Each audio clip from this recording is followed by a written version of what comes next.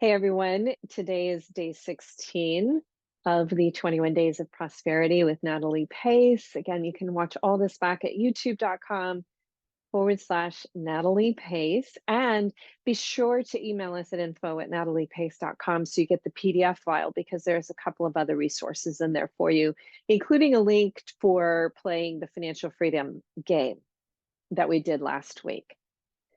Today's mantra is think bigger.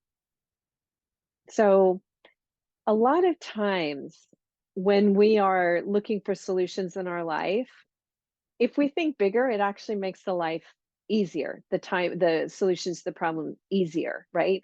So I talked about my son with his recurring ear infections as a young child, right?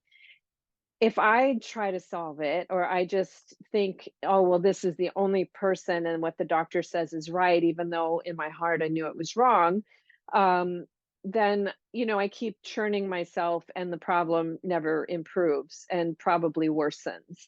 But thinking bigger, maybe there's somebody out there that has a solution that I don't see yet. And asking and pounding the pavement to find that person, finding that person that helped. So that was a process of thinking beyond what I was being told, right? And that's really important with all the things that we do, is that we shouldn't just take it as gospel that whatever somebody is telling us is true unless there's good proof of it, right? Um, when I talk to you about learning the life math that we all should have received in high school and college, we have over 20 years of proof that our time proven pie chart with annual rebalancing, or 1 to 3 times a year rebalancing, works great. It earns gains in recessions and outperforms the bull markets in between. That is, over 2 decades of proof, right? Not at all just someone telling you something. So same thing, my son's new pediatrician, he was like, look, this child is probably allergic to milk. We found out he is. That was exacerbating the problem because the previous doctor was saying pour 24 ounces of milk in him or his bones will crack. And he said, we'll give him calcium another way. We did. And, my son is half Chinese and it made sense. And in fact, my father, we're not Chinese. My father was allergic to milk. So it makes sense that all the things that he was saying made sense. And he said, you're going to have a couple of horrible ear infections before we get his immune system build up since he's already had so many antibiotics.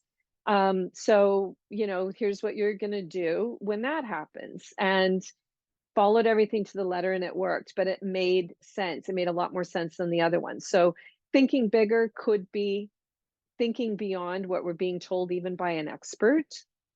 But also a lot, especially in our budgeting, thinking bigger can really be a game changer. So as an example, on average, you can save about $19,000 a year if you're a single parent, simply by sharing a house with another single parent. Both parents would be saving that much. That's in housing costs, also in nanny or childcare, and you get at least an extra hour a day for yourself. So it's really a game changer. So again, thinking bigger.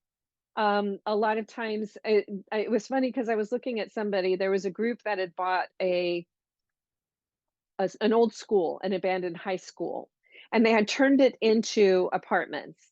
And they were renting a 1 bedroom for 1,400 a month. It was in, a secondary city. It wasn't in one of like New York or Santa Monica. And they were renting a 1 bedroom for 1,400, a 2 bedroom for 1,600. So wouldn't it make a great deal more sense to get the 2 bedroom and a roommate and pay $800 each rather than paying 1,400, right? Actually, thinking bigger, that's one of the reasons why I take people to the Restore Royal Manor House, because I say, look, intergenerational housing keeps the money in the family. When you have everybody in the family living in their own little tiny place, especially if it's rental, it's making a landlord rich or it's making the bank rich. And at the Royal Manor House, we have 9 bedrooms, 3 wings, 3 separate kitchens. So you can, one large dining room that can seat 19 people. And, we talk about that, how getting a bigger house with more people actually gives you more privacy and more luxurious surroundings, because in addition to those, the three wings with the with their own private little kitchen, each one had their own sitting room, right? So you could potentially have a music room, a yoga room, a library. You could have this great place. Also, I want to debunk another thing that happens. Like, a lot of people say, "Oh, I want to live in a community and we're going to have a community house and then everybody will have their own little tiny weebie," right? And actually, that's a really poor use of space and energy. When you instead make the community space, because each little tiny place, over half of it is taken up with the kitchen and the bathrooms, right? So if you did a manor house instead, you'd have all of that greenery instead of being dotted by tiny little houses that you can take nature walks on. Having all of the energy in one space is much more energy efficient. The private lodgings could be much more grand, right? You could really much more grand. Come join us at the Royal Manor House if you want to see it firsthand. And then the community areas can even have their own bit of space. So, we had all these people inside our Royal Manor House, in this 9-bedroom Royal Manor House, and yet you could find a nook or a cranny to feel completely by yourself for however long you wanted. So, and that's a lot more affordable, and keep the money. So thinking bigger includes stop making the billionaires rich at your own expense and keep the money in the family. Now, in this 10-minute, coaching session right now, I can't tell you all of the benefits of that, but I can just point out examples of it, of how thinking bigger and doing things in partnership can create even more of what you desire and give you a great deal more disposable income to spend on things that you like a lot more than landlords and billionaires. So today's mantra is think bigger. And maybe write down a few of the things that you would like to achieve this year, and also your 5-year plan, maybe even your ultimate plan. And think about how that might be achieved with partners, with those sacred unions that we talked about yesterday. And if your dream doesn't involve other people, then maybe you're not thinking big enough.